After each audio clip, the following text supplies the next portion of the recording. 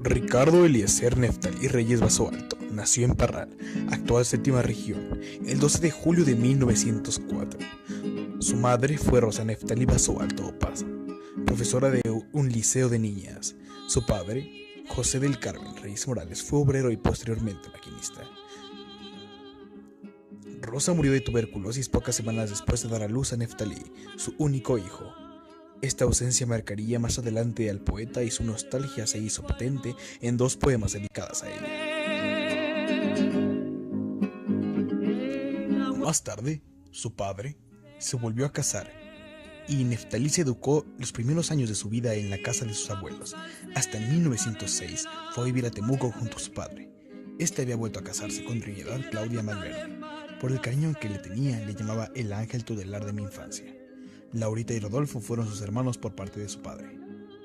En 1919, Neftalí ingresó al Liceo de Hombres de Temuco. Desde pequeño él se interesa mucho por la escritura y empieza a hacer sus pequeños escritos en la escuela. Después, él adopta un seudónimo Pablo Neruda, pues ya que a su padre no le parecía muy apto que uno de sus hijos fuera escritor, lo veía como algo vergonzoso. Así que Pablo Neruda era la mejor forma de ocultar sus escritos.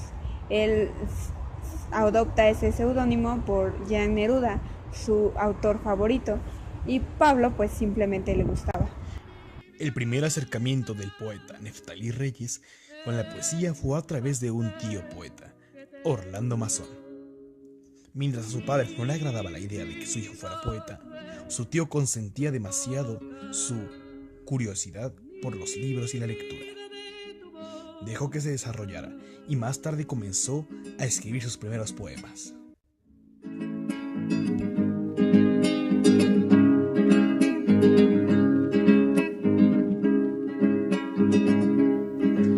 El primer libro publicado de Neruda fue Crepusculario, que apareció en 1923 en la revista Claridad. Entonces el poeta era un joven instalado recientemente en Santiago. Alrededor de los años de 1921, Neruda se traslada de Temuco a Santiago para seguir los trabajos de literatura y estudiar pedagogía en la Universidad de Chile, en donde conoce a Albertina Azócar, quien al parecer fue su primer amor y fueron compañeros de universidad, a la cual le dedica 20 poemas de amor y una canción desesperada, la cual fue escrita en 1924. En 1927, Pablo Neruda realizó su primer viaje a Europa junto a su amigo Álvaro Hinojosa. Luego se dirigió al Oriente, donde había sido destinado cónsul en Rangún y Birmania. En esta época contrajo matrimonio con María Antonieta Hagenar, con quien tuvo una hija llamada Malva Marina, que nació en 1934 en Madrid y desde pequeña fue muy enfermiza. En 1934 Neruda se embarcó hacia Madrid, España, en plena república amenazada para ejercer como cónsul. Posteriormente recordó que allá fue muy bien recibido por el mundo lírico. Fue entonces cuando conoció al poeta Federico García Lorca. En julio de 1936 comenzó la Guerra Civil Española. Como consecuencia de su posición política antifranquista, Neruda fue destituido de su cargo diplomático y viajó a París. Y estuvo en Varsovia por el Congreso Mundial de Partidarios por la Paz, obteniendo el Premio Internacional de la Paz. Él mismo definió este periodo como el que marcó en forma definitiva su camino político. Este cambio también se reflejó en su poesía. Neruda fue entusiasta partidario de Gabriel García Videla, incluso le apoyó en calidad del generalismo en la campaña presidencial.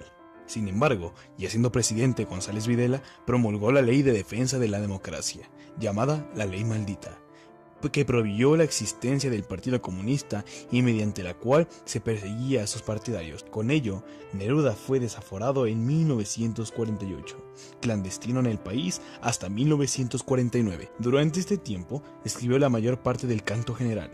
El mismo año de 1949, Neruda partió al exilio, etapa durante la cual viajó por diversos países, mientras continuaba con una afanada producción literaria. En México editó el Canto General.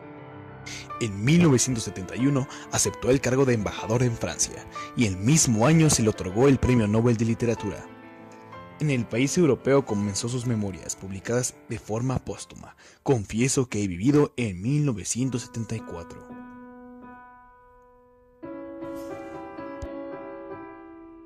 Jaime Sabines nació el 25 de marzo de 1926 en Tuxtla Gutiérrez, estado de Chiapas.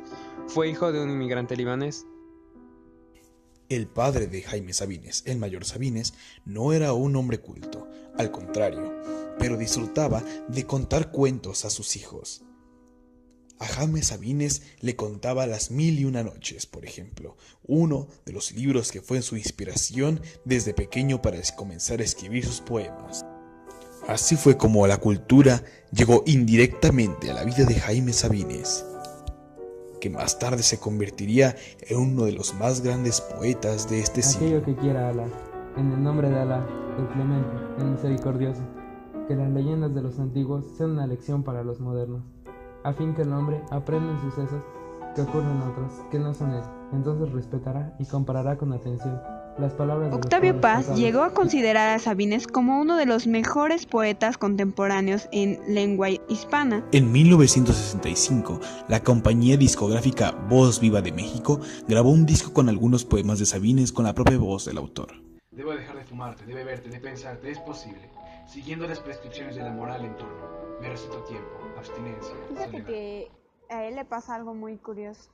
Él quiere estudiar medicina por ser el orgullo de su familia y entonces se va a Ciudad de México a estudiar en UNAM medicina, pero no le gusta y no termina, así que se lo confiesa a su padre y su padre lo regaña diciéndole que en realidad nadie le había dicho que estudiara medicina, así que él pues se siente tonto, llora incluso, pero decide dejar medicina y estudiar filosofía ahí mismo en la UNAM. Él en 1973 fue premiado con el Premio Villarrutia. 1983 fue premiado con el Premio Nacional de Literatura. En 1994 fue distinguido con la Medalla Belisario Domínguez.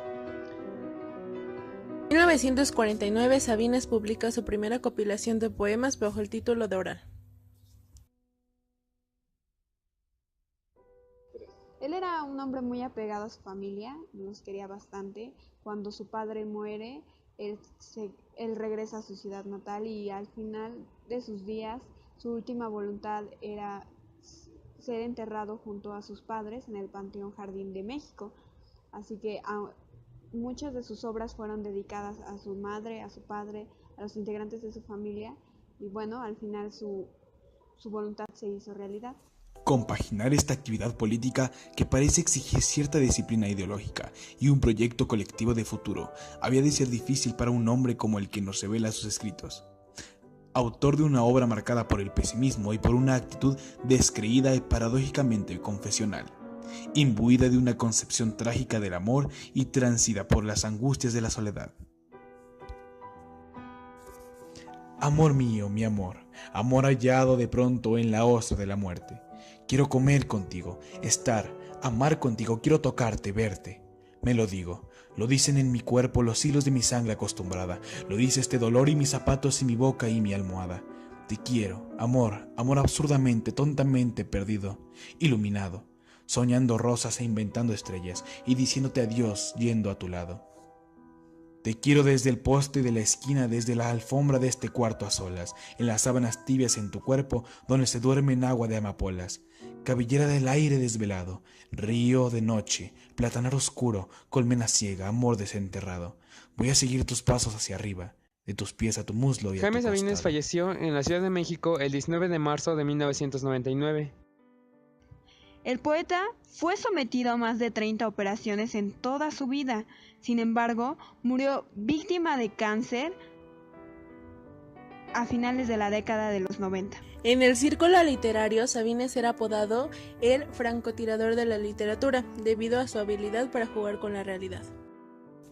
Los versos de Sabines son directos y transparentes, y aunque no desdeña el refinamiento de la poesía culta, su estilo se inclina más hacia lo convencional. Ello le ganó el favor del gran público, que se hizo patente sobre todo durante las 2 últimas décadas de su vida. El autor utiliza un lenguaje cotidiano y sin adornos para crear composiciones que se colocan más cerca de los sentimientos que de la razón. Poeta del diario vivir, contempla con perplejidad y desde la más rigurosa terrenalidad el fenómeno del amor y el absurdo de la muerte. Se consideró principalmente un poeta debido a que, aunque su recorrido fue muy modesto, fue bastante extenso, puesto que comenzó desde alrededor de 1950 y su creación poética terminó en 1993, muy cercano a la fecha de su muerte. Como ejemplo de su creación tenemos poemarios como Algo sobre la muerte del mayor Sabines, el cual él mismo Sabines consideró como la mayor muestra de expresión, debido a que él podía expresar todos sus sentimientos, sus emociones. Podía ser un Sabines honesto, debido a que aquí podía hablar libremente sobre todas sus vivencias. Finalmente, el escritor mexicano fallece en el mismo lugar a la edad de 72 años el 19 de marzo de 1999, producto de varias enfermedades y complicaciones en su estado de salud. Y al final, escritores como Jaime Sabines o Pablo Neruda de cualquier lugar pueden surgir para dar más al mundo de la literatura, hacer un boom, hacer crecer a la mente y al alma humana con palabras, con sus versos, con la tinta y el papel.